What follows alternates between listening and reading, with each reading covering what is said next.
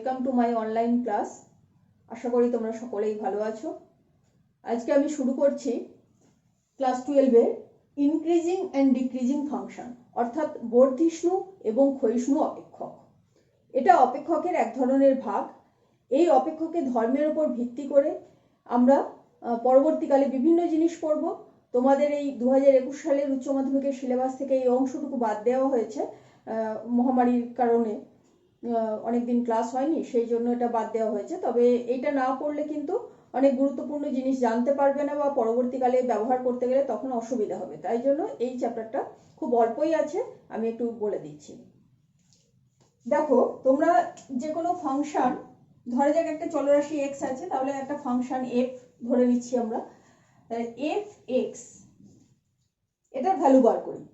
এখন যদি আমরা এর দুটো ভ্যালু ধরি x1 আর x2, এবং এর সঙ্গে এটাও বলছি যে x2 গ্রেটার দ্যান x1, অর্থাৎ x1 এর থেকে x2 বড়, তাহলে এটা বলা আছে বা এই শর্তে যদি এরকম হয়ে যায় যে x2 এর যে ফাংশনাল ভ্যালু সেটা x1 এর ফাংশনাল ভ্যালুর থেকে বড় হবে, অর্থাৎ fx2 গ্রেটার দ্যান fx1 হবে, তাহলে আমরা বলবো যে এই যে ফাংশনটা অর্থাৎ এফ যে ফাংশন, সেই ফাংশনটা হচ্ছে একটা মোনোটোনিক ইনক্রিজিং ফাংশন।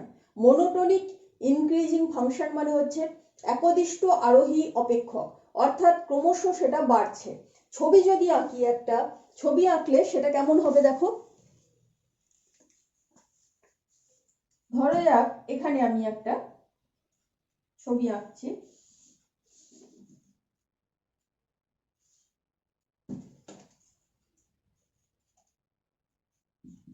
এক্স, এটা ওয়াই, এই ওয়াই মানে হচ্ছে এফ এক্স, আমরা সাধারণভাবে ধরে নিই এরকমই। তো আমার যদি এরকম থাকে ব্যাপারটা, তাহলে কি হচ্ছে না, এইগুলো হচ্ছে এই দিকটা এক্স এর দিক আর এই দিকটা এফ এক্স এর, তাহলে এইটা হচ্ছে ধরি x1 আর এইটা হচ্ছে আমার x2। তাহলে x1 এর যে করেসপন্ডিং ভ্যালু সেটা হচ্ছে fx1 আর x2 এর যে করেসপন্ডিং ভ্যালু সেটা হচ্ছে fx2। এখানে তোমরা দেখতে পাচ্ছ x1 এর থেকে x2 অবশ্যই বড়, তাহলে কি হচ্ছে fx1 এর থেকে fx2 দৈর্ঘ্যটাও বড় হয়ে যাচ্ছে, অর্থাৎ মানটা বড় হয়ে যাচ্ছে। তাহলে এই ধরনের যে ফাংশন হবে বা এই ধরনের ফাংশনের যে চিত্র হচ্ছে সেটা দেখেই বুঝতে পারছো এটা ক্রমশ উপর দিকে উঠছে। এই জন্য এটাকে বলা হয় একদিষ্ট আরোহী অপেক্ষক, মানে ক্রমশ একটার পর একটা বিন্দুতে এ উপরে উঠছে। এরপরে আরেকটা জিনিস বলে দিই যে এটা হয়তো তোমাদের এখানটা মনে হচ্ছে যে এটা কিছুটা একদম এর সঙ্গে সমান্তরাল গেছে তারপরে উপরে উঠেছে, সেক্ষেত্রেও এই ফাংশনটাকে বা অপেক্ষকটাকে বলা হবে মোনোটোনিক ইনক্রিজিং ফাংশন। আমি এখানে লিখে দিচ্ছি,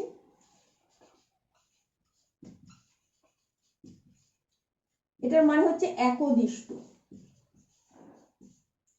ইনক্রিজিং অর্থাৎ আরোহী ফাংশন অর্থাৎ অপেক্ষক। অর্থাৎ এটা যখন হয় এর থেকে এখানে যখন একটা x3 আছে, এবার x1 এর থেকে x3 টা বড়, কিন্তু দেখা গেল fx1 আর fx3 এখানে যেটা এলো তারা সমান হচ্ছে, সেই ক্ষেত্রে কি বলবো, সেই ক্ষেত্রে কি এটাকে আরোহী অপেক্ষক বলবো? আসলে শুধু একদিষ্ট আরোহী অপেক্ষকে এইটা fx2 greater than or equal to সিম্বলটা দেওয়া যেতে পারে, সেই ক্ষেত্রেও আমরা বলবো, কারণ কিছুটা হলো তারপরেও সে কিন্তু ওপর দিকে উঠছে, তাহলে এটাকে আমরা একদিষ্ট আরোহী অপেক্ষক বলতে পারি, কোনো অসুবিধা নেই।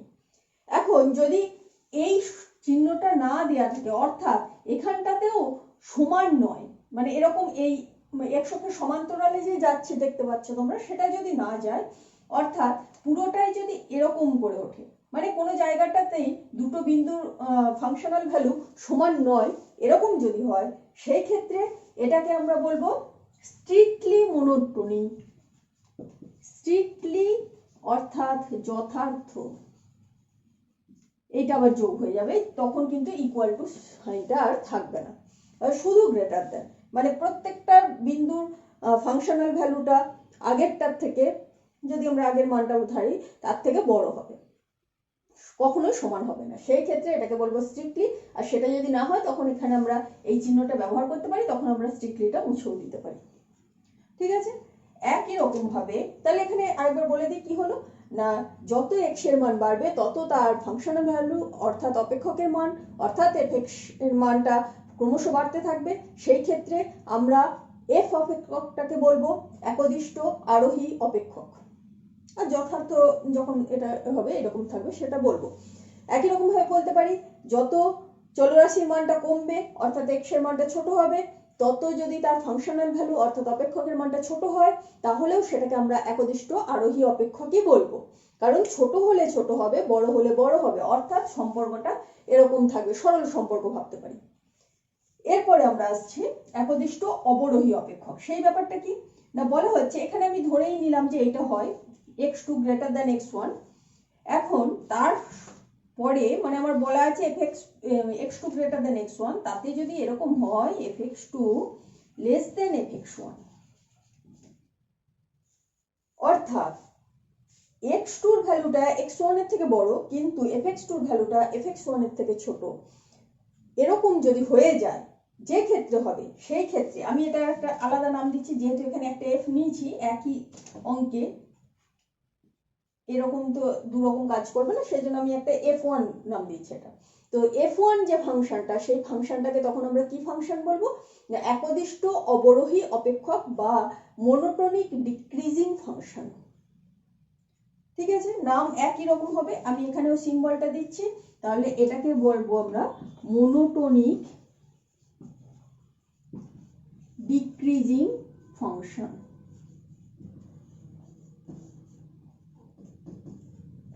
মনোটোনিক ডিক্রিজিং ফাংশন বা একদিষ্ট অবরোহী অপেক্ষক।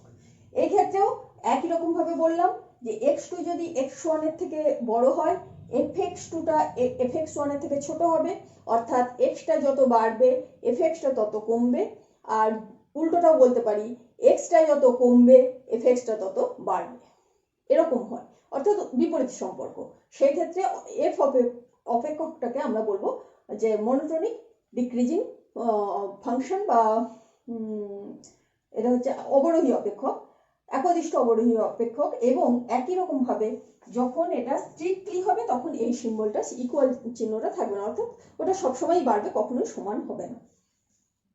আচ্ছা, এই ছবিটা যদি আমরা আঁকি, ছবিটা এরকম হবে এর ক্ষেত্রে,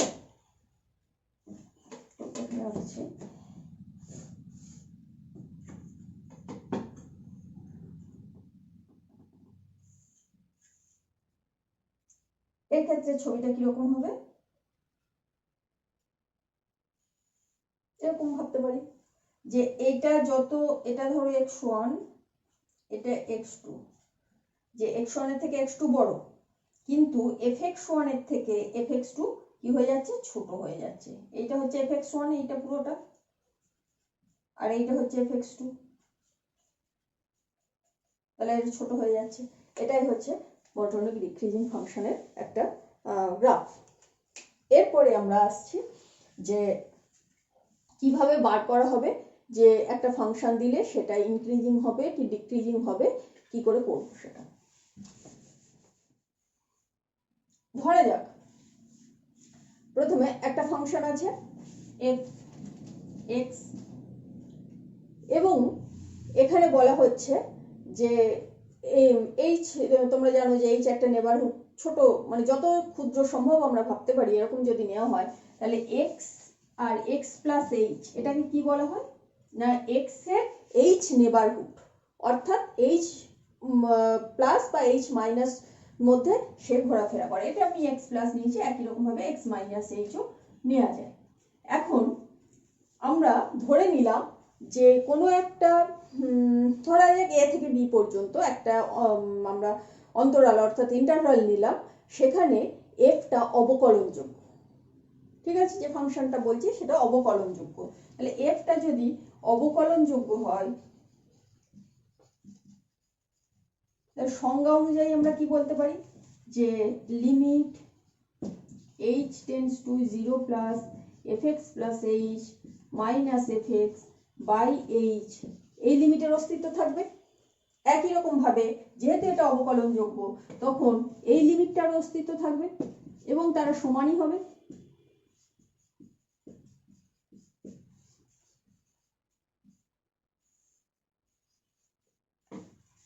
তবে এটা এফ ফাংশনটা অবকলনযোগ্য হবে। এখন দেখো এই যে এইচ 0 প্লাস নিয়েছি, এখানে 0 মাইনাস নিয়েছি, তো এইচটাকে হচ্ছে কি যে 0 থেকে আগে বা 0 থেকে পরে এরকম আর কি, এটাকে আমি প্লাস করে দিচ্ছি, অর্থাৎ এইচ একটা পজিটিভ সংখ্যা নিচ্ছি। তা যদি হয় তাহলে এটাকে আমাকে নেগেটিভ করতে হবে, আর এটাকেও নেগেটিভ করতে হবে।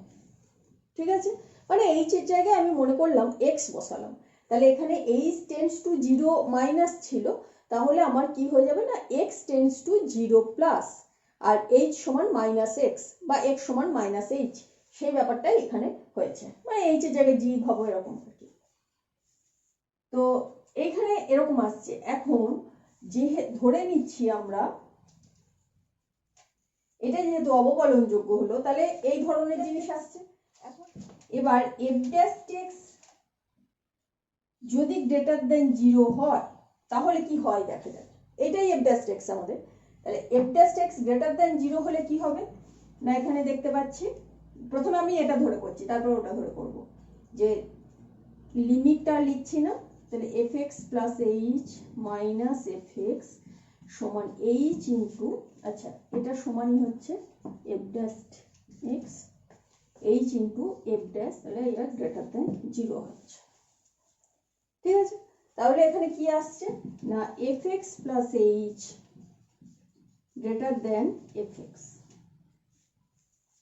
এরপরে এখানে আসছে, এটা মনে রাখো যে এখানে এইচটা পজিটিভ ধরছে, তাহলে এক্স এর থেকে এক্স প্লাস এইচটা অবশ্যই বড়, সেই ক্ষেত্রে আমরা কি দেখতে পাচ্ছি না এফ এক্স এর থেকে এফ এক্স প্লাস এইচটা বড়ই হচ্ছে। আচ্ছা, তাহলে তা যদি হয় তাহলে এফটা কি ধরনের ফাংশন হয়ে যাচ্ছে, এফটা হচ্ছে ইনক্রিজিং ফাংশন। তো এটা আমরা দেখালাম, আর এটা দিয়েও দেখি আমরা যে F X minus H minus F X, এখানে minus H into F dash X আছে, তাহলে এফ ড্যাশ এক্স বলা আছে গ্রেটার দেন 0, তাহলে minus H into F dash x কি হয়ে যাবে লেস দেন 0 হয়ে যাবে। তাহলে এখান থেকে আমরা বলতে পারবো F X minus H less than F x. তাহলে কি হলো এই দুটো মিলে, এইটা আর এইটা থেকে আমরা কি পাচ্ছি, therefore F X minus H less than F x less than F x plus H.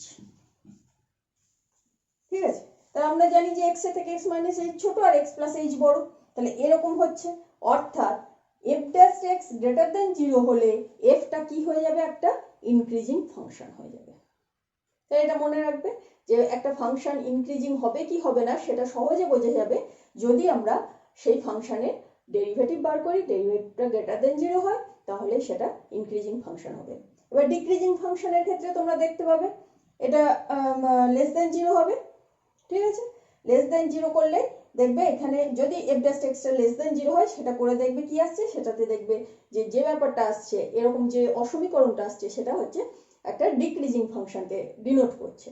তাহলে আমরা বলতে পারবো যে F dash x less than 0 হলে ফাংশনটা ডিক্রিজিং হবে, বা ফাংশনটা ডিক্রিজিং হলে f dash extra less than 0 হবে। এইভাবে তোমাদেরকে বার করতে হবে কোন ফাংশন ইনক্রিজিং ফাংশন না ডিক্রিজিং ফাংশন। আমি একটা উদাহরণ দিয়ে বলে দিচ্ছি কিভাবে বার করতে হবে, বা ফাংশনটা ইনক্রিজিং কি ডিক্রিজিং বলা থাকলে কোন জায়গার মধ্যে সেটা ইনক্রিজিং বা ডিক্রিজিং হবে। এখন আমি তোমাদের একটা উদাহরণ দিয়ে আলোচনা করে দিই যে কিভাবে একটা কোনো বিস্তারে যদি একটা অপেক্ষক ক্ষয়িষ্ণু বা বর্ধিষ্ণু হয় তাহলে সেই বিস্তারটা নির্ণয় করা বা কিভাবে করবে এখান থেকেই বুঝতে পারবে।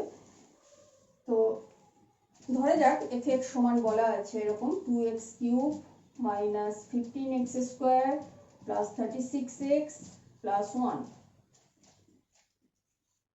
এটা আমি তোমাদের বই থেকে দিচ্ছি, বইয়েরই অঙ্কটা।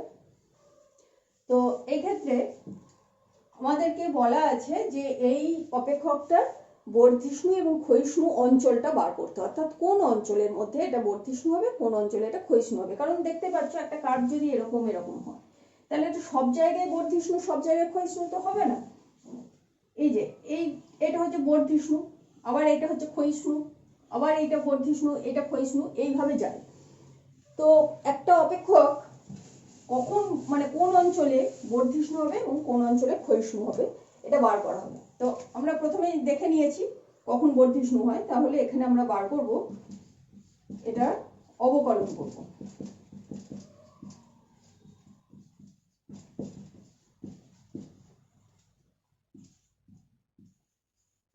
এগুলো তোমাদের বলতে হবে না, আশা করি তোমরা জানো। এটা এলো। এখন এফ ড্যাশ টেক্সটাকে কি করতে হবে, বর্ধিষ্ণুর জন্য গ্রেটার দেন 0। তাহলে বর্ধিষ্ণু হলে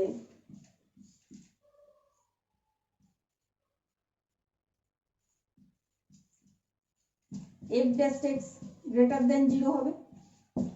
এখন f dash x greater than 0 মানে এটা, অর্থাৎ আমি 6টা প্রথমেই কমন নিয়ে নিচ্ছি।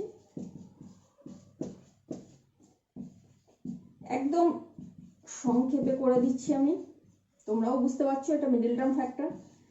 এই যে দুটো টার্ম এলো, এই দুটোর গুণফল গ্রেটার দেন 0 অর্থাৎ পজিটিভ। দুটো সংখ্যার গুণফল পজিটিভ কখন হবে, হয় সংখ্যা দুটো পজিটিভ হবে অথবা সংখ্যা দুটোই নেগেটিভ হবে। তাহলে দুটো কেস আসছে, একটাতে হচ্ছে x-3 greater than 0 and x-2 greater than 0। এখান থেকে কি পেয়ে যাচ্ছি না, x greater than 3 and x greater than 2, অর্থাৎ 2 এর থেকে বড় এবং 3 এর থেকে বড়। তাহলে একসঙ্গে আমার এমন সংখ্যা নিতে হবে x যেটা দুটোকেই স্যাটিসফাই করবে। তো এরকম কি হচ্ছে না, x টা 3 এর থেকে বড়, এটা স্যাটিসফাই করছে। এবার এটা হলো দুটোই গ্রেটার দেন 0 নিলাম, এরপরে হচ্ছে দুটোই লেস দেন 0 নিতে হবে, অর্থাৎ x-3 less than 0 and x-2 less than 0, দুটোই একসঙ্গে হতে হবে। তাহলে এখান থেকে পাচ্ছি x less than 3 and x less than 2, অর্থাৎ এবার এই দুটোকে স্যাটিসফাই করবে কখন, না x 2 এর থেকেও ছোট 3 এর থেকেও ছোট, অর্থাৎ 2 এর থেকে ছোট হলেই এই দুটোকে একসঙ্গে স্যাটিসফাই করবে, অর্থাৎ x লেস দেন 2।